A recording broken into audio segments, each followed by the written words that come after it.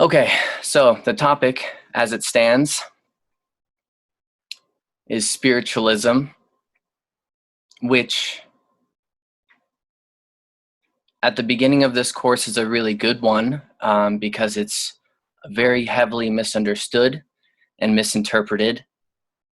This bleeds into a number of different religions and belief systems, really from all around the world, and is most often misunderstood because of its association with seances, which we'll get to. But as a preliminary note, the only way that we can easily define spiritualism is on two assumptions: that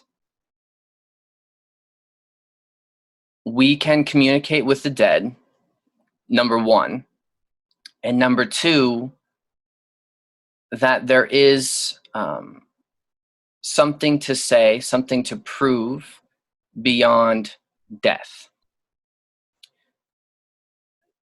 Since this is a very open interpretation, spiritualists have varying degrees as to what that looks like. We're going to go over the kind of the more modern interpretations, and then we're going to go over how it fits into history. So it really begins with this individual named, at least modern, it begins with Allan Kardec. He was making his claims. He's a scientist. He was making his claims of the spirit being scientifically proven around the 1850s. He was arguing for this for a good long while, and many people have heard of certain experiments, like how they attempted to weigh the bodies of people when they were living and then weigh them when they were dead as an attempt to scientifically prove the aspect of the soul.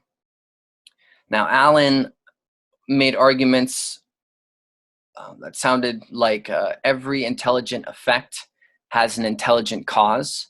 This being, if you were to experience a sign or a strange synchronicity, that there is something intelligent that is making that happen to you. This isn't an accident and isn't just the creator. This is spirits at work. If an object in your life were to disappear and then it reappears as soon as you need it, it's actually via an intelligent source. It's something intelligent is doing this. He was introducing most of the ideas, but he wasn't associated with the occult necessarily. He was more of a scientist that started to make these arguments. This was called tipology. And the idea was that we could communicate with spirits. So originally this looked like simply spirits making tapping sounds. That was the idea, tapping. So you could ask it questions. If you heard that rapping in the night, you would ask questions. Okay, hit once against the wall if it's a yes, and hit twice if it's a no. And through a long complicated ordeal, you could eventually learn who they are and so forth. This would eventually work itself towards alphabetical tipology, which is what people know as the Ouija board, as a more direct way of communicating. But it started with this tapping that was being noticed. And this really started getting picked up in the 1850s. And mind you, ideologically, this is when Christianity's power and kind of Victorianism was kind of, it was in a more volatile state than it had been in history. So the fact that this could even be brought up is a whole nother cultural dynamic. But it was the Fox sisters, were these two sisters that became infamous for the story that they, in the 1850s, had a spirit of, I think names might not be important here, but they found some guy named Charles was tapping at their door all the time, or on the walls. And through communicating with him, these sisters ended up learning that A, his name was Charles, B, they found out who he was. They were finding records of him. And C, that he told them that his bones were buried underneath the ground. And lo and behold, they went underneath their house to find Charles's bones. And this is the story. And see, this is where it starts to get hyped up. So as this is being picked up, it's not just about these sisters. The ideas were really permeating around the culture, being that this is something that has always been around, the idea of spirits. It's just that during this time, there was a certain need of counterculturalism, for one, and a lot of unanswered questions that Christianity weren't quite getting to. So the practice ended up being that mediums were called to the front. Now, this is a strange topic because mediums have always been around, but just have been talked about differently in time. So gypsy is usually the word used for them, but in Greek days, they were the oracles. And oracles were completely capable of speaking with the dead, or speaking through for the dead, for somebody. And then shamans would do the same, which is something that we'll mention later. They channel, they embody the spirits. Now, during this time, with this kind of hype that was being brought up, with not only scientists talking about it and trying to prove it, but, and again, they're trying to marry the spiritual with the scientific, but then also all these old beliefs resurfacing after the waning of Christianity. So when I mentioned earlier that thoughts varied a lot, during this early period of spiritualism was when it was at its purest, in the sense that mediums were not accepting money. They were not touting themselves. They were not trying to become famous for doing so. And one of the ways that you could tell if they were genuine is if they asked you for money, or if they asked anything of you. Many of the accounts of these old mediums were that they would accept nothing. These aristocrats would try to offer them things, and they wouldn't accept it. And that was a tall tale sign. Whereas later on in the movement, so we're talking about like post World War II especially, this is when the charlatans and the heathens and so forth really became that big kind of boom of its fakery, where they would find rigs underneath tables to make them shake, where they would find like hidden systems of wires to tout them through. Because if you think about it, if I could convince you, or I could convince the public that I have this very special ability to be able to give you peace with somebody who's died, or to be able to tell you information that is very important to you that someone who's died didn't get the chance to tell you. Now, all of a sudden, this is a very powerful position for me to be in. And this is something that I could very easily exploit and make well off of. So as with anything power related, if we believe this is true, mind you, that you can communicate with them, since it's a power, then obviously people will exploit that power. Like you could see, I could give you a list of examples anywhere else in society.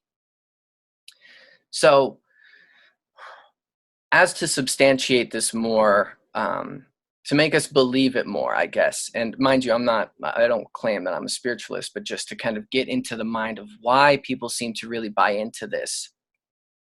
There's a few ways to talk about it. One is called terminal, let me make sure I get the verbiage right. First off is terminal lucidity, which this is something that is seen very often in the elderly as they're passing into death. Very common in those that have suffered from psychological issues.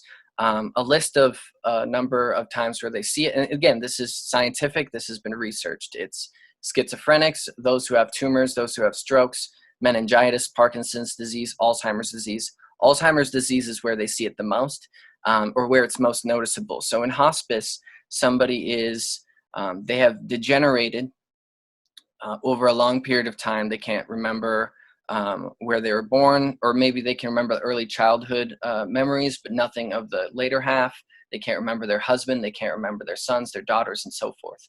And all of a sudden, they become very lucid, which means that they can remember all of their siblings, their sons, their daughter, their husband, where they are, what they've been doing there, the name of the nurses nearby, all of a sudden. Again, this is about 5% of those who suffer from such conditions. And those who work in hospice can tell you this, especially midwives of death. And this isn't the only sort of phenomenon like this that we're going to talk about, but they become lucid to call forward all the people that they need to say goodbye to. And once that, or say their piece to, and once that is accomplished, then they pass away. Now, it's not for everybody, but this is something that happens, and it is something that is scientifically inexplicable. And it definitely has messed up the minds of the more rational doctors at times to say that how it's possible for mental, the flesh of your mind to be decayed, but then suddenly to be made efficient again in such a way seems anatomically impossible. Now, this is kind of more of a hint towards it, but the one that kind of is more blatant is the deathbed visions, which is something that has historically always been a part of human history. And this substantiates in two different ways. One person could be dying. They don't have anybody that they know in the next life that is moved on, so to speak. Somebody that's died that's significant for them. So in their deathbed vision, they say they see a place, a beautiful place. Now, first, what they see is darkness. And this is universal. I'm not talking about one person's experience. I'm talking about corroborating all the history, all the historical stories of it, even modern. First, it's darkness. Then it's a tunnel or multiple tunnels, which is a choice. And then a vision of a place, a stellar place, which is usually, when asked to describe it, the patients are ineffable. They can't speak. It seems incomprehensible, other than things to say like, it's lovely, it's so beautiful here. Can't you see it is the big thing. But for those that have grandmas and grandpas and fathers and sisters that they were very close with, that they have a strong connection with, that have died, that is who they see, or one in particular is there. They say, oh, my father's here. Don't you see my father? And then, of course, they look and nobody's there. And then that's usually the indication for the nurses and the doctors to know that, okay, I've seen this before. They are going, and there's nothing that we can do to stop this. But for whatever reason, in the study of this, even people that this patient doesn't know is dead. So for instance, there's this infamous story. I'm not going to remember the name of it right now because I don't want to go digging through it. I want to kind of continue this tirade. It's in the 1920s, and we have a Chinese immigrant, and she's living here on her own. She's very old at this point, but she has a sister back in China. And she's on her deathbed, and she says that she sees her father coming for her, and she says that she sees her sister there as well. Now, this kind of freaked out the nurses and the doctors because they very intentfully within the last week had learned that her sister had passed, but they had not told her in the assumption that it would compromise her. So for her to know that, or for her to see her sister, seemed like an objectifying or a validation that this is something other than hallucination. This is not just the idea of the mind comforting itself. Now, we could argue this some more too, though, and say that somebody is simply accessing the subconscious part of the mind, which doesn't necessarily mean anything about the afterlife. It just means that for whatever reason, human beings can all of a sudden gain an extra sensory faculty that we don't normally have near death. Fair, but it's just to say that cases like this would convince spiritualists of the other side. And this, again, has always been a part of our history. It might seem shocking to us now, or it might seem like that rare case that we might have heard about once or twice. But we kind of just wipe off, and don't really pay much attention to what it's saying philosophically or spiritually. So at this point, the seance became, and I'm going to bring it back to reality a little bit. They were trying to explain the seance so that it could be scientific proof, because these people wanted it to be an established cultural mechanism. They wanted everybody to believe it. So they wanted to prove it. And so there was many books during the 1920s in different scientific journals, and of which I can put all the sources after this, where they were very convinced that this was real. And the way that they argued it was twofold.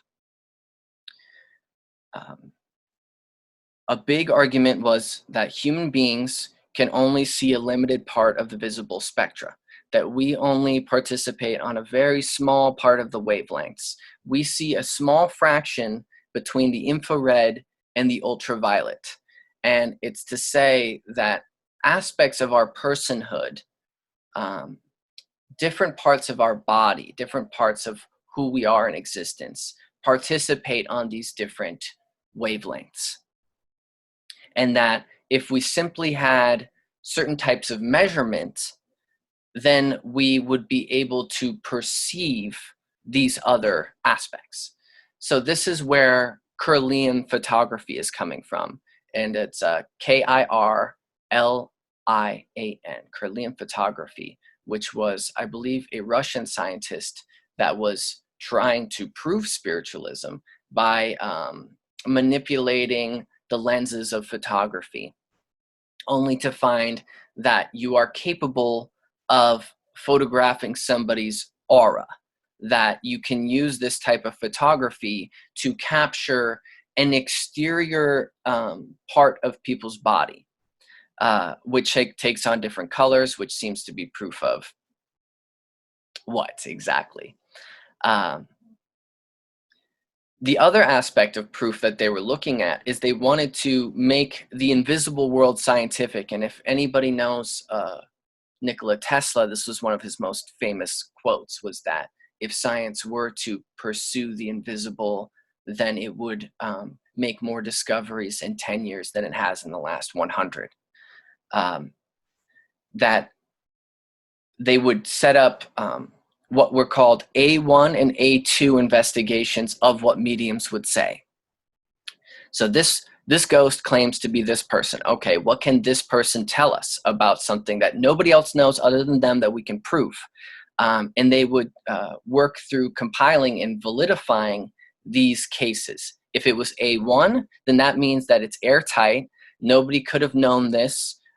This is 100% true. So the medium says, again, kind of like our story before, the medium says that there is a bunch of money buried under this rock here. Okay, let's go. Let's figure it out. This would be an A1 case, being that nobody would know about this, maybe. So this might be more like an A2. What would be a better case of an A1 would be the words said to somebody before they died. So this person claims to be someone who's passed on, and they say their last words to the person in the circle. This would be allegedly something that can only be proven by that person that heard it, or by that relative. That one piece of advice that the father would always say to the daughter, or something like this. These would have been those sort of provable cases.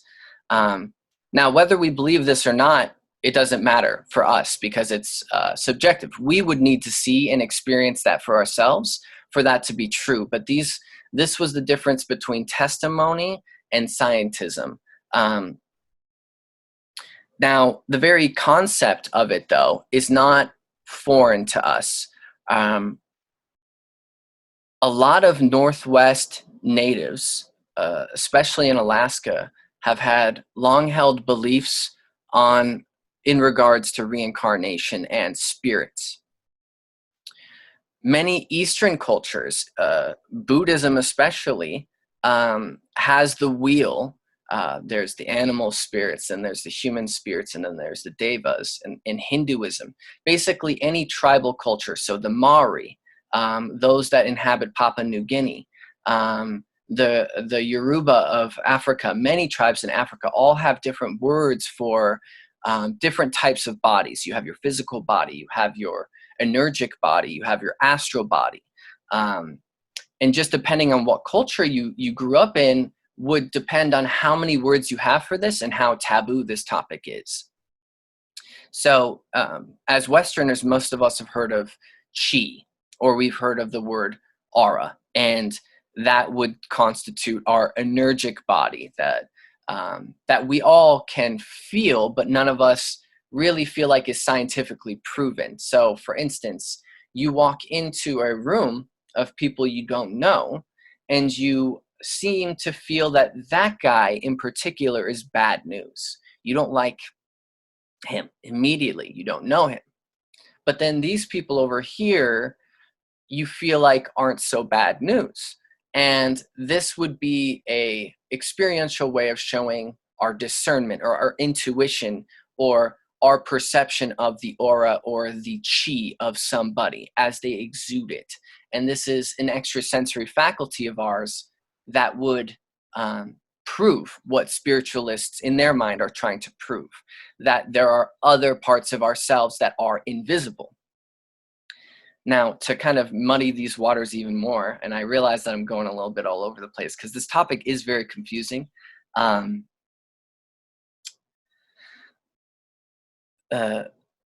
Ultra and the study by the military industrial complex about astral projection, or what they would call remote viewing, and using different attempts of free association to figure out things that they should not know. So this would be ways that the government would invest in people to basically collectively think on something. They would collect all the results, and they would prove that this thing was true. So if they wanted to learn what the Russians were doing, but they couldn't go in, then they would use what they called remote viewing. Now, this was previously known as astral projection, or has been come to know astral projection. And this is also muddied along with something called out-of-body experiences, which can either be understood as astral projection, can be understood as a near-death experience, and can be understood as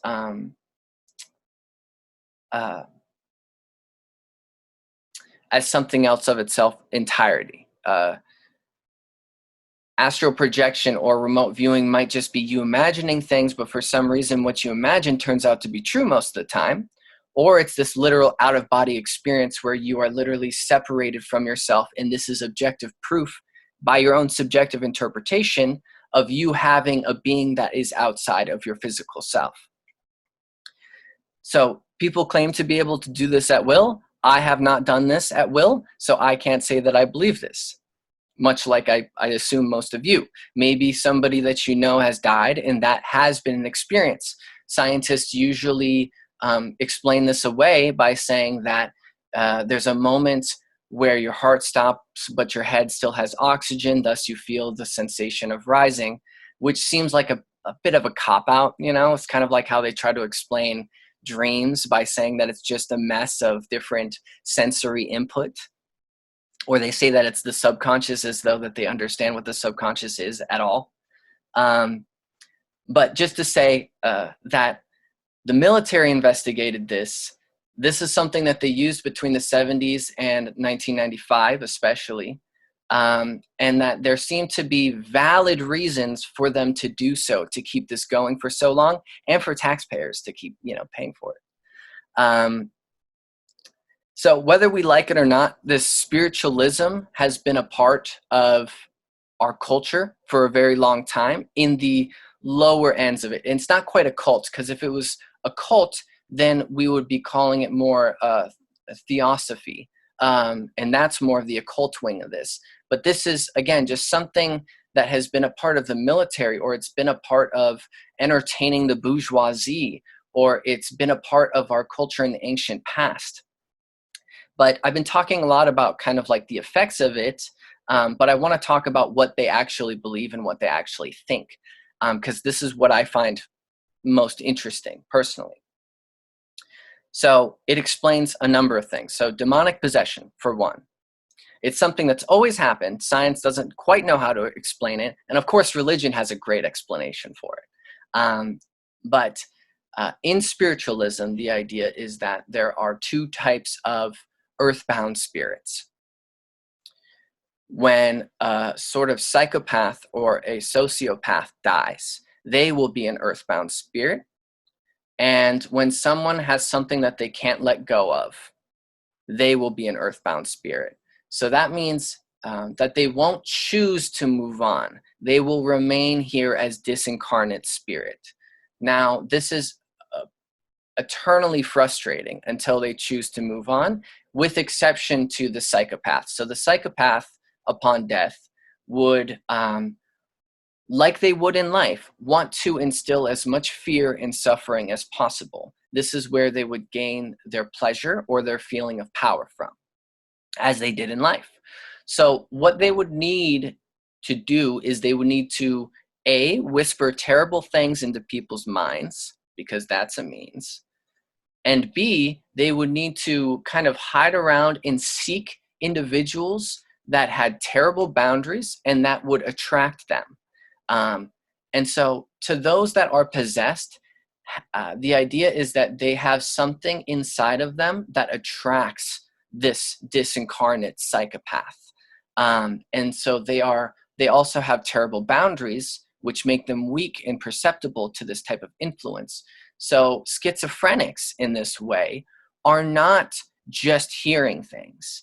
The spiritualistic belief is that they are being plagued by others like them, or by spirits that are attracted to their lack of boundaries, because they want to have an effect. That is what they're here for. And they want to manifest action through the body of the person, since they don't have the body. So this is a way of explaining not only possession, but also explaining certain psychopathy, is that there are disincarnate spirits that are choosing to remain here that want to have an effect. Now, living in the Wenatchee area, I can personally say that there are spaces around here that I've been in that feel terrible, that feel what some would discern as demonic, and in which case you might, the urban legends might just say that, it's an old spirit of someone who's died, and that's the easiest way to rationalize it, other than, say, a demon. I don't know. That's just more of a curiosity. Again, I'm not claiming belief. The other type of earthbound spirits would be those that have something that they can't let go of. So something went wrong, or their death was very sudden. Now, the classic example is a drunk. And the idea is that the drunk wants to continue getting drunk, so they don't want to move on to the afterlife. And I'll get to what the afterlife is supposed to be in a moment, but they don't want to move on because this is where they're comfortable. They want to drink. That's what they want. So what they do is they linger around bars, and they linger around these real hole-in-the-wall places until the point comes when somebody has become so drunk that they have lost their own boundaries. So this is that individual that would take on an entirely different personality when they got shit-faced or blackout. And that other personality would actually be a disincarnate spirit, and leads to a great pun of the fact that liquor is spirits. And the old belief allegedly is that it made you susceptible to the spirits. Spiritualism. So this is the earthbound spirit attempting to gain as much sensory pleasure as they can in a short period of time. So they want to drink more, they want to eat more, and they also want to be hedonistic. So they want to chase down the ladies or whatever, right? Their actions become highly immoral because they have no accountability toward what happens here. They're trying to live it up in the small window of time where this person has checked out and they're running the ship. So that's another way that spiritualists would kind of explain our environment. Now, when it comes to explaining the afterlife, and again, they vary a lot. And most of what they believe about the afterlife, they claim as proof, because they're learning this through an esteemed medium or multiple mediums, where people who are speaking from the afterlife are all saying the same things. They keep saying the same things. And so there comes a point where it would seem that it would always be subjective or a hallucination or something else entirely. But there's been people who have actively made a habit out of seeking mediums to try to validate the whole phenomena. And what they say, those who have done this, is that when death comes, there is the immediate subjective reality presented to you. So if you are a hard, fast Christian, then it very well will be that you will see Jesus. And if you are Hindu, then you'll see Krishna. And if you believe there's nothing, then you will see the dark. You will see the black. So the first reality is your subjective belief of it. And that's kind of phase one. But phase two might be skipped entirely, like I was saying with the deathbed visions, where, well, it's kind of mixed because you're seeing the people that you want. You might not have any beliefs about it at all. So then you see people who are ushering you into the next world. And mind you, the shamans describe this as a thin line between the physical world and the spiritual world. And so at that brief moment, you are existing at this line where you are both perceiving the real world and able to communicate what you speak, and you are also perceiving the other world of which you are being birthed into. Now, when you move into this other place, it's not that it's heaven or hell, it's that it's sectored. So that you can think of it as a completely other parallel universe, or infinite parallel universes if you really want to get kind of quantum about it, where your energy or your law of attraction is what matters. So if you, what type of people do you want to be surrounded by? If you want to be surrounded by more of the kind of people who don't care types, more the trivial type of surface sort of people that never really investigated spiritual affairs or anything like this, then there's a sector for people like that makes them happy, where they're most comfortable, where they live what seems to be an entirely different life. And just like we are here, we would be utterly convinced of that reality as much as we are here. And to those that wish to be more comfortable around, say, a group of other Christians, or say a group of other, like a nation of just Buddhists, or any sort of flavor that we want, we would temporarily be in a space, in a sector, in a dimension, so to speak, of like-minded people, that this would kind of be our spiritual point of decompression and of acclimation to this spiritual world. And beyond this, we can choose to upgrade ourselves. We can choose to raise our vibration if we want to use, some foo-foo terminology. And we can aim to further ascend to the point where we are nearest to the Godhead or the Creator. But all the spirits would say, and again, would say, that nobody goes straight there. Nobody goes straight to heaven. as they say, heaven, right? You have to earn it. You have to be such an emanating soul that you skip all these layers. Jacob's ladder has many pegs. So in this case, we need each and every peg. And the smallest peg on the ladder, the first one, is just as important as the last one. And this isn't something that we jump to. Now, in this way, too, there is also what we would discern as hells. But these hells are not hell for the individuals living there. This is where they're most comfortable. And this makes me think of Biggie Smalls, you know, the lyric, I think it's "fuck heaven, I want to go to hell," because they don't have guns and they don't have like rap music and all that, right? So it's not that you're forced into any which sector. It's that this is where you want to be. This is where you are comfortable. Nobody's going to rip you out of that. There is no involuntary place. Now, this kind of adds a lot of questions here. So what's the deal with reincarnation then? What's that about? And in which case, the response is that some souls have signed themselves up for reiterations on the physical plane. So they don't even go to the afterlife. They just shoot straight back, or they have a very small amount of time where they remember the whole substance of their life, and then they return. Now, and then there's those that have been in the spiritual world that have not seen the physical plane for a very long time. And then there are those who have never been to the physical plane. And the idea is that you come to the physical plane to reach, it's a gamble, basically. Here you can reach higher vibration or spiritual ascension much quicker than you could on the other side.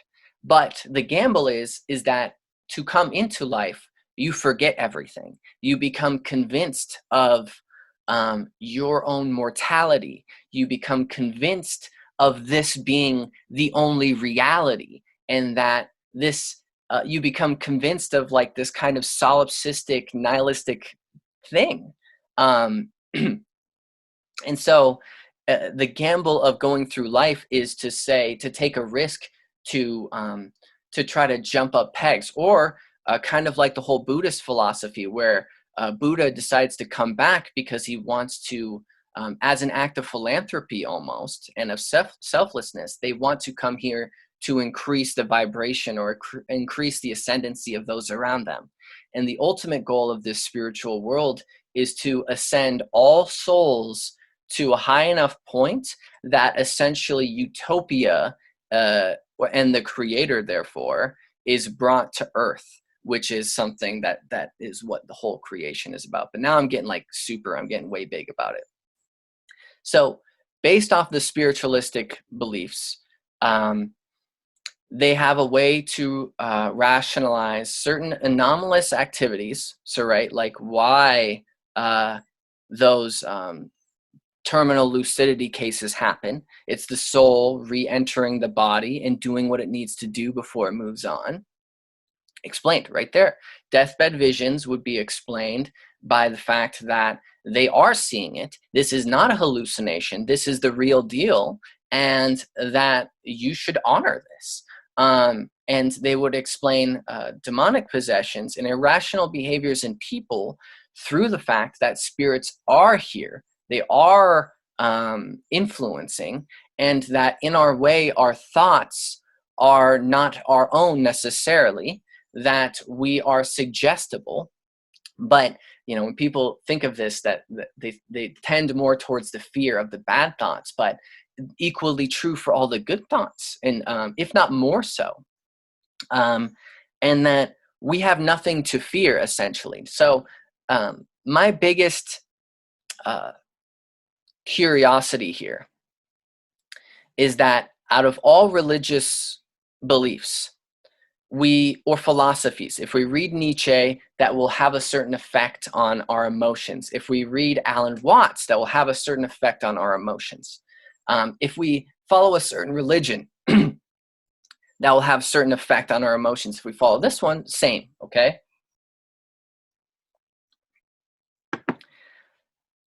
Even if we don't believe, if we believe in spiritualism and we just look at its symptoms, what it means for our lives, what it means is we need to focus on our virtue, that nobody will escape. To those that cheat everybody forever and die and seem to get away with it, they don't. They are not fooling the universe, and that everything is fair.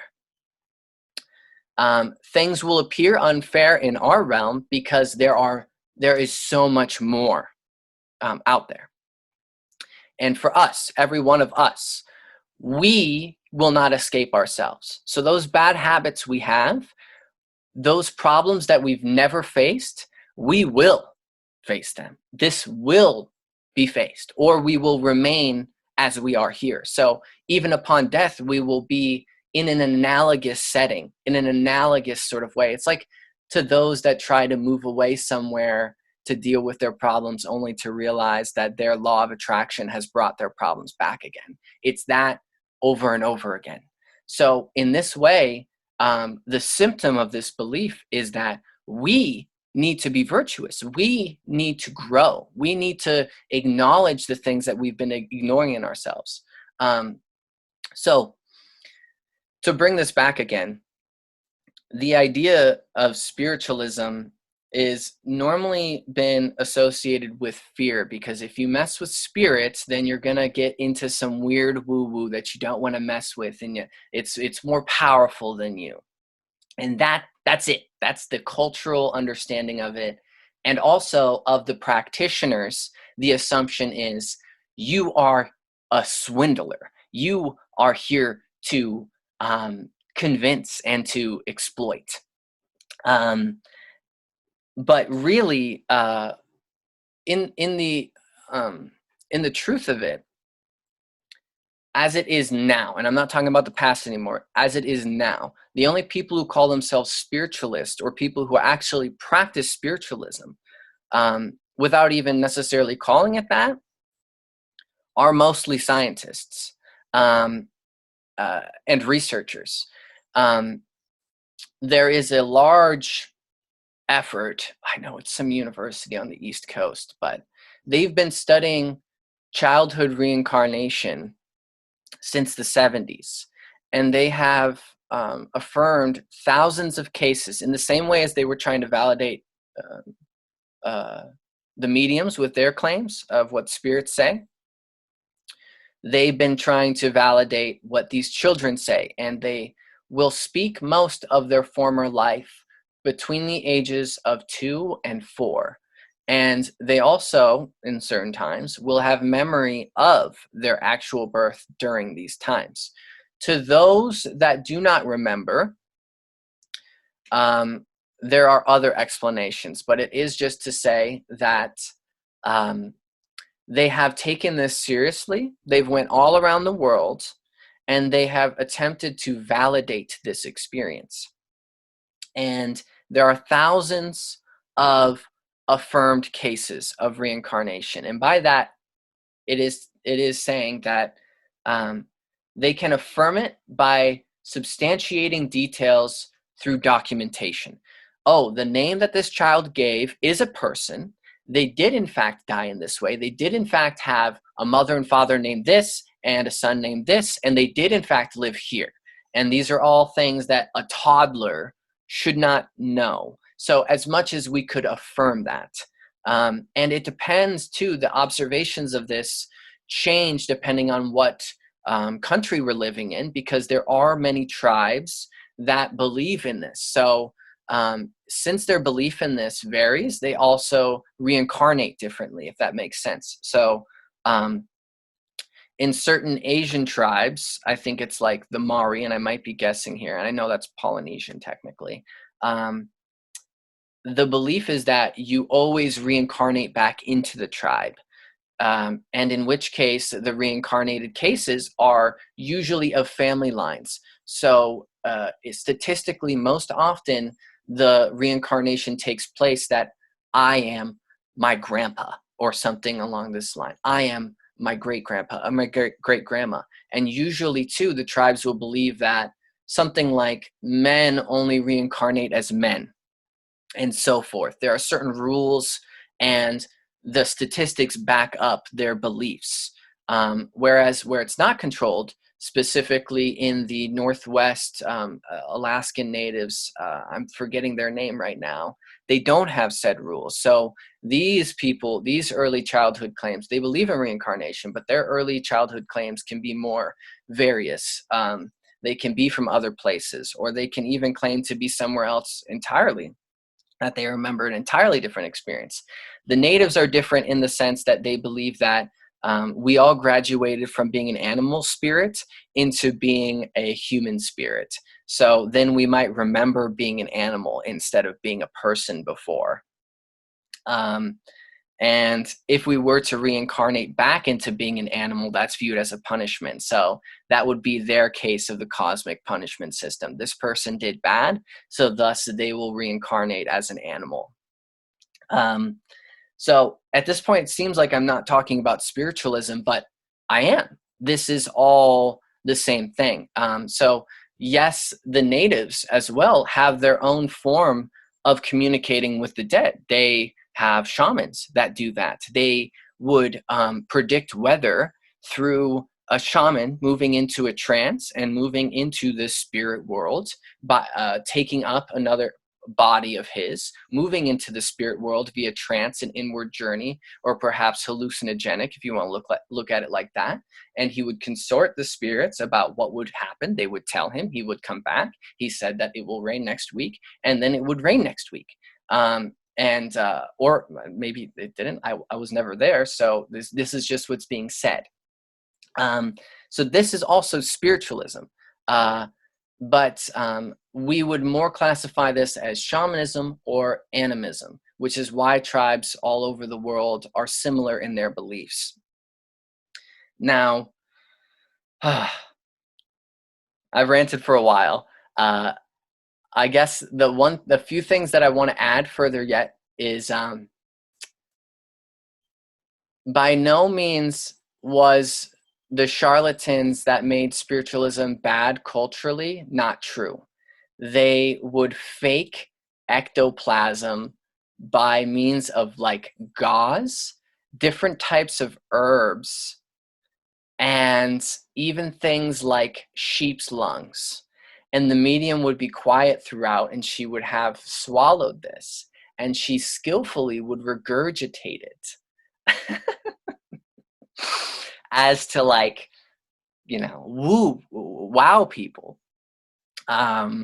Because the belief is that spirits can only talk by taking a substance from the medium and from the people in the circle called ectoplasm, which would be invisible. And there are books that attempt to explain this, to say that these substances are always in us, but they are invisible. So how they rationalize it is, if we look at a log, we know that the log is dead. It is not alive. Whereas if we look at a plant, we know that it's alive. It has its own vibe. It has its own vitality. The rock is inanimate. Even things that aren't inanimate seem to be alive. They seem to have an essence, and we can feel that vital essence. And that this is the ectoplasm. And for the spirit world to communicate with people, it needs to use the ectoplasm. It needs to use some of that in order to manifest words and actions upon the material plane. I know I'm jumping all over here too, but it's just a few random facts of fascination. Them affecting this realm is more often than not in order to do good things instead of bad things. So if we have adversity in our lives, that is usually when we get signs or when we get synchronicities. That is the role of the other side, is to tell and to show people this. And it's not magical, it's very real. And the other side allegedly can see us. They are not blind to us. We are blind to them if we choose to be. And this is not something normally to fear. If you were to fear it, then it's to say that you are of low vibration and low boundary, and that mediums are simply people who get rid of their own associations and they channel, which is a whole nother topic. I can channel the impression of a Southerner. I can impression someone of the Midwest, and these are ways of me channeling an energy. That's simply it. If I know what channel to go to, then I can hear it.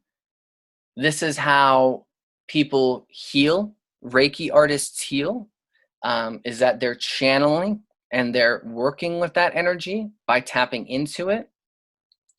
And so the work of the empath or the channel or the medium is not very different than any other kind of energetic healing or holistic work that we'd be seeing in the modern day. So as a few summarizations before I can open it up, and for any questions, we can type it, or I think that you guys can technically unlock your own mics if you want to ask anything, or you can just let yourself out. I don't feel awkward about it. I'm just going to sit here for a while anyway. But just as a quick summarization, I wanted to bring up this topic first of spiritualism, because this is a great way of kind of dissolving the boundaries of different spiritual beliefs and different religions, so to speak, because this is a belief system that participates in other belief systems. So it's not isolated. This one really spreads itself out. And a lot of the discussion of the course and a lot of the discussion of religions and spirituality in general is not us being nitpicky. It is us being nitpicky. I don't know if that makes sense. It isn't us choosing just one crumb. It's us taking what we will and putting and stitching it together, and that generally the truth exists in all in fragments, and that we have to kind of go through our own scavenger hunt. Now, I think an important point too is that I really wanted to bring up this topic too because of the taboo of it. The associated fear with spiritualism seems to me very unwarranted. I myself, subjectively, and I can't speak for anybody else, I have subjectively experienced some paranormal things in my life. I have also had experiences alongside a medicine man, a Lakota medicine man, making the Anipe and doing sweat lodges, of which very strange things would happen. So I'm not saying this to say that I'm convinced. I'm just saying this to say that there are, based off my perception, inexplicable things that happen in the world. And that spiritualism is an interesting way of explaining it. I'm not saying that I'm a proponent of it, but I'm saying that its belief is a lot more defendable and a lot less scary than culturally allowed. And it's definitely not talked about a lot. And that's personally where I find the most interest. Its associations with the occult come from the fact that it was so demonized. And it's not very much a cult of itself, although Sir Conan Doyle, I think that was his name, was the one that wrote Sherlock Holmes and was a big occultist and was a huge proponent of spiritualism. So it is kind of messy. But anyhow, that's my summarization. I would also, if anybody wants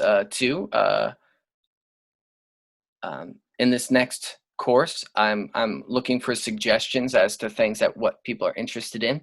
I'm willing to go down all sorts of weird roads, even when it comes. I know some of the next topics are going to be along the lines of the Christian celestial hierarchy, Taoism,